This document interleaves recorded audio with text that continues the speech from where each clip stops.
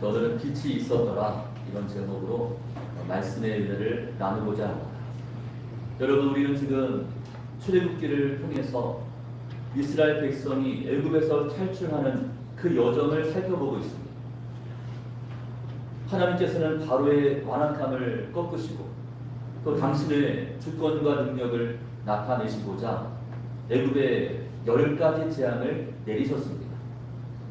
오늘 본문은 그중 9번째 재앙, 즉 흑암의 재앙에 대한 말씀입니다. 이 시간에는 이 재앙이 우리에게 주는 영적인 메시지가 무엇인지를 우리 깊이 묵상하는 그런 시간이 되기를 원합니다. 자, 혹시 여러분 70년대, 80년대쯤 우리나라에서 전기가 자주 끊기던 그 시절을 기억하십니까? 저도 어렴풋이 기억이 납니다. 그때는 전기 공급이 불안정했기 때문에 집집마다 양초, 성냥이 필수품이었습니다.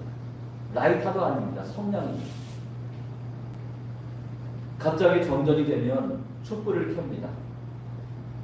가족들이 둘러앉아 이야기를 나누거나 하면 조용히 라디오를 들으면서 다시금 전기 들어오기를 기다리곤 했습니다. 그때는 그 작은 촛불 하나가 얼마나 소중했는지 모릅니다. 비록 흔들리는 불빛이었지만 그 빛이 어두운 집안을 밝혀주었습니다. 자, 하지만 오늘 본문에 나오는 이 흑암 재앙은 단순한 정전과는 그 차원이 다릅니다. 이 어둠은 하나님께서 친히 내리시는 신적인 재앙이었습니다. 하나님은 모세에게 이렇게 말씀하십니다. 우리 21절 말씀을 같이 읽습니다. 여호와께서 모세에게 이르시되 하늘을 향하여 내 손을 내밀어 애굽 땅 위에 흑암이 있게 하라. 또 거듭을 만한 흑암이다.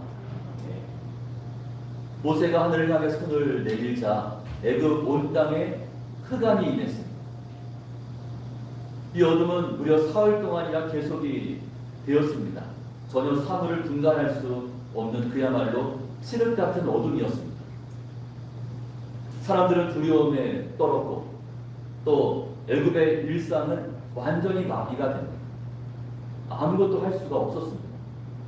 이처럼 흑암 재앙은 그들의 죄에 대한 하나님의 심판 그리고 하나님의 보응임이 이 재앙을 통해서 분명하게 드러났습니다. 학자들은 이 어둠을 가리켜서 일반적인 물리 법칙을 초월하는 그런 특별한 어둠이었을 것이라고 추론합니다.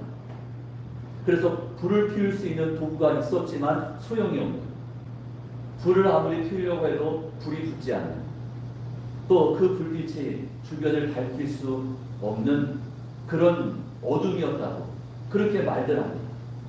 여러분, 빛이 없는 그 세상 한번 상상해 보십시오.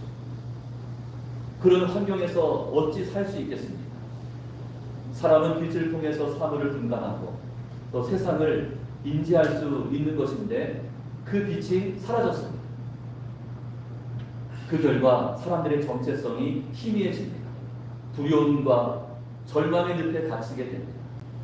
애국 사람들이 지금 그런 늪에 빠지고 말았습니다. 더군다나 이 재앙은 단순히 사람들의 활동을 멈추게 하는 것만이 아닙니다. 이것은 애굽의 종교, 또 애굽의 세계관, 가치관에 대한 직접적인 도전이었습니다. 당시 애굽 사람들은 태양신을 숭배하고 있었습니다. 그들에게 있어 태양은 곧 신이었죠. 빛은 생명이었습니다. 그런데 그 태양빛이 완벽하게 차단되었습니다. 그들이 섬기던 태양신이 아무런 능력도 발휘하지 못했습니다. 그것이 바로 이 재앙의 핵심 포인트입니다. 하나님께서는 이 재앙을 통해서 애굽의 신들은 가짜 거짓이며 또 오직 여호와 하나님만이 온 우주의 주권자 참 신이 되심을 선포하셨습니다. 애굽이 자랑했던 태양신도 찬란했던 그들의 문명도 하나님 앞에서는 아무것도 아니었습니다. 이 재앙은 단지 애굽만을 향한 것이 아니라 모든 민족에게 하나님의 살아계신 하나님의 전능하심을 선포하는 그야말로 역사적인 사건이었습니다. 자, 그런데 애굽의 고센 땅만큼은 예외였습니다. 이 재앙 가운데서도 성경은 놀라운 대조를 보여줍니다. 23절 말씀에 기록하죠. 그동안은 사람들이 서로 볼 수 없으며 자기 처소에서 일어나는 자가 없으되 온 이스라엘 자손들이 거주하는 곳에는 자, 뭐가 있었습니까? 빛이 있었더라. 애굽 온 땅이 흑암 속에서 신음하고 있을 때, 그때 이스라엘 백성이 거주하던 고센 땅에는 빛이 있었습니다. 하나님께서 그 고센 땅에만 빛을 허락하신 겁니다. 이것은 누구도 부인할 수 없는 하나님의 특별한 은혜이며 또 구별하심의 증거입니다. 하나님은 재앙 속에서도 당신의 백성들을 지켜주셨습니다. 애굽의 흑암이 모든 것을 멈추게 했지만 고센 땅에 임한 생명의 빛은 이스라엘에게 큰 믿음과 소망을 안겨주었습니다. 그것은 마치 폭풍 속에서 찾은 고요한 피난처와 같았습니다. 하나님만이 참 신이며 그들의 보호자이심을 확실하게 보여주었습니다. 자, 오늘날 우리가 살고 있는 이 시대 어떻습니까? 점점 더 어둠이 짙어가고 있습니다. 진리의 기준이 무너지고 있습니다. 혼란과 불안 그리고 절망이 가득한 그런 세상이 되고 있습니다. 그러므로 우리에게도 고센 땅과 같은 견고한 피난처, 하나님의 은혜와 회복을 경험할 수 있는 영혼의 안식처가 반드시 필요합니다. 자, 이러한 고센 땅은 우리가 진리의 말씀 앞에 순종하고 또 그리스도의 빛 가운데 살면서 성령의 인도하심을 따를 때, 그때 우리의 피난처이자 안식처가 되는 그 고센 땅의 은총을 저희는 경험할 수가 있는 것입니다. 여러분, 예수님은 우리의 빛이 되시는 줄로 믿으시기 바랍니다. 요한복음 8장에서 주님은 이렇게 선포하십니다. 8장 12절 말씀이요, 우리 같이 읽겠습니다. 나는 세상의 빛이니 나를 따르는 자는 어둠에 다니지 아니하고 생명의 빛을 얻으리라. 아멘. 예수님은 단순히 어둠을 밝혀주시는 분이 아니라 우리에게 생명의 빛을 비춰주십니다. 그래서 주님을 따르는 자는 어둠을 피할 수가 있는 것입니다. 빛 가운데서 저희들은 활동할 수가 있는 것이죠. 사도 바울도 에베소서 5장에서 이렇게 권면하고 있습니다. 너희가 전에는 어둠이더니 이제는 주 안에서 빛이라. 빛의 자녀들처럼 행하라. 빛의 열매는 모든 착함과 의로움과 진실함에 있느니라. 여러분, 저희는 더 이상 어둠의 자녀가 아닙니다. 이제는 주 안에서 빛의 자녀가 되었습니다. 그러므로 우리는 이 어두운 세상 한복판에서도 어떤 열매를 맺어야 합니까? 빛의 열매를 맺어야 합니다. 그 열매가 무엇이라고 했습니까? 바로 착함과 의로움 그리고 진실함입니다. 이것이야말로 오늘날 이 시대를 살아가는 영적 고센 땅의 삶이 되며 또 그리스도의 분명한 정체성입니다. 여러분, 착하게, 의롭게, 그리고 진실하게 살아갈 수 있기를 간절히 축복합니다. 자, 이 말씀을 삶으로 살아내었던 한 가정의 이야기를 소개합니다. 제가 알고 있는 어느 권사님 가정은 경제적으로 넉넉하지 못했습니다. 자녀들도 세상 기준으로 봤을 때 그렇게 성공한 편은 아니었습니다.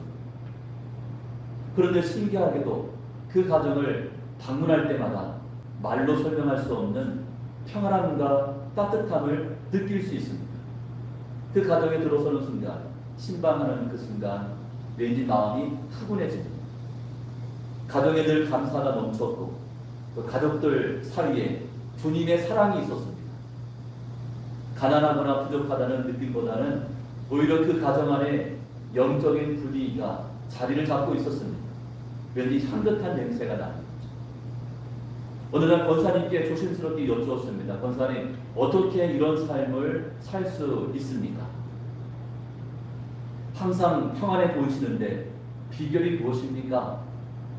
라고 물었습니다. 그러자 권사님은 환하게 웃으면서 이렇게 대답하십니다. 목사님, 저희 집에는 예수님이 항상 계시거든요. 그래서 힘들고 고된 날에도 주님 때문에 기뻐합니다. 또 감사가 끊이지를 않습니다. 이것이 비결입니다. 라고 대답을 하십니다. 여러분, 이 권사님의 고백이 은혜와 도전이 되지 않습니까? 고센 땅에 빛이 있었던 이유는 하나님의 임재 때문이었습니다. 마찬가지로 오늘 우리의 가정, 우리의 삶에도 주님이 함께 하시면 그곳은 어둠 속에서도 빛이 나는 은혜로운 땅, 바로 영적인 고센 땅이 되는 줄로 믿습니다. 세상은 여전히 어둡고 혼란스럽습니다. 하지만 그리스도 안에 있는 자에게는 주께서 허락하시는 생명의 빛, 또 주께서 집중적으로 비춰주시는 스포트라이트가 꺼지지가 않습니다. 항상 비춰주고 계십니다. 주님 함께 하시면 그 어떤 경우에도 주님의 돌보심과 인도하심을 여러분 저희는 경험할 수 있습니다. 이것이 바로 믿는 자들의 특권이고 그리고 하나님께서 주시는 축복입니다. 자, 믿으십니까? 사실상 이번 흑암 재앙은 바로에게 주어진 마지막 기회였습니다. 하나님은 9번째 재앙을 통해서라도 그가 마음을 돌이켜 하나님의 뜻에 순종하기를 원하셨지만 안타깝게도 바로의 마음은 끝까지 완악했습니다. 바로는 모세와 아론을 다시 불러 이렇게 말을 합니다. 24절 말씀이죠. 우리 같이 잘 읽습니다. 바로가 모세를 불러 이르되 너희는 가서 여호와를 섬기되 너희의 양과 소는 머물러 두고 너희 어린 것들은 너희와 함께 잘지니라. 자, 지난번 재앙 때는 남자들만 가라, 남자 장정들만 가서 빨리 제사 드리고 돌아와라, 그렇게 제안을 하더니 자, 이번에는 뭐라고 이야기합니까? 어린아이들까지 모두 갖다 와라, 허락을 했습니다. 단 조건이 있었죠. 그 조건이 무엇입니까? 양과 소는 너희의 제사는 애굽에 남겨둬야 한다라는 조건입니다. 겉으로는 한 발 양보하는 것처럼 보였지만 사실은 하나님의 뜻과 맞지 않는 부적절한 그런 인간적인 타협안이었습니다. 이런 모습은 우리가 하나님께 순종하려고 할 때마다 세상이 우리에게 던지는 그럴듯한 말과 매우 흡사합니다. 자, 어떤 말을 미혹합니까? 자, 예배는 드려. 그런데 1시간을 넘기지 마. 빨리 예배만 드리고 돌아와. 그렇게 말합니다. 헌신해도 돼. 하지만 물질은 안 돼. 그렇게 이야기하죠. 또 뭐라고 이제 속삭입니까? 직분 받는 거 괜찮아, 직분 받아. 그런데 중간만큼만 해. 나대지 말고 열심 내지 말고 중간만큼만 해. 라고 말합니다. 섬기고 봉사하는 거 좋아, 오케이, 문제 없어. 그런데 손해 보지 마. 손해 보면서까지 그렇게 하지 마. 라고 속삭입니다. 하나님께 온전히 드리고자 했던 우리의 결단과 헌신을 흔들어 놓습니다. 조금만, 일부만 드려도 괜찮아, 충분해, 힘에 지나도록 할 필요 없어 라고 말합니다. 이것이 저희를 유혹하는 세상의 속삭임입니다. 하지만 모세는 이 제안을 어떻게 했습니까? 단호하게 거절합니다. 하나님께 드리는 예배, 섬김은 협상의 대상이 될 수 없다고 선포합니다. 하나님의 백성은 온전한 순종과 전적인 헌신으로 하나님을 예배하고 하나님을 섬기는 것이 마땅하기 때문입니다. 타협의 여지가 없습니다. 이것이 하나님의 뜻이었습니다. 여러분, 이 장면은 우리에게 매우 중요한 진리를 가르쳐 줍니다. 하나님은 우리의 일부가 아니라 전부를 원하십니다. 그죠? 일부가 아니라 전부를 요청하십니다. 우리의 시간, 우리의 재능, 우리의 물질, 그리고 우리의 전심을 원하십니다. 하나님은 이스라엘이 애굽의 속박으로부터 완전하게 벗어날 수 있도록 계획을 하신 거죠. 그저 일부만 애굽을 떠나는 이런 모습이 아니라 이스라엘 전체가 애굽을 벗어나는 것, 탈출하는 것, 이것이 하나님의 계획이었습니다. 그래야 세상에 대한 미련을 떨쳐낼 수가 있습니다. 뭘 남겨두고 오게 되면 거기에 항상 미련이 남게 되어 있습니다. 세상과 철저하게 구별시키고자 완전히 끊어낼 것을 끊어내라고 그렇게 말씀하십니다. 그래서 저희는 세상을 등진 채 하나님께 올인해야 합니다. 하나님께 집중해야 합니다. 그러므로 참 믿음과 신앙은 언제나 전심, 언제나 진심이어야 합니다. 중간 지대는 있을 수가 없는 거죠. 애굽에 한 발 걸쳐놓고 또 하나님께 한 발 걸쳐놓고 이 같은 모습은 상상할 수 없습니다. 로마서 12장 1절 말씀에 기록합니다. 그러므로 형제들아 내가 하나님의 모든 자비하심으로 너희를 권하노니 너희 몸을 하나님이 기뻐하시는 거룩한 산 제물로 드리라. 이는 너희가 드릴 영적 예배니라. 이같이 말씀합니다. 바라기는 타협하지 않는 전적인 순종으로 내 삶 전체를 하나님이 기뻐하시는 거룩한 산 제물로 드릴 수 있기를 간절히 축복합니다. 이것이야말로 참 믿음과 참 신앙의 모습인 것입니다.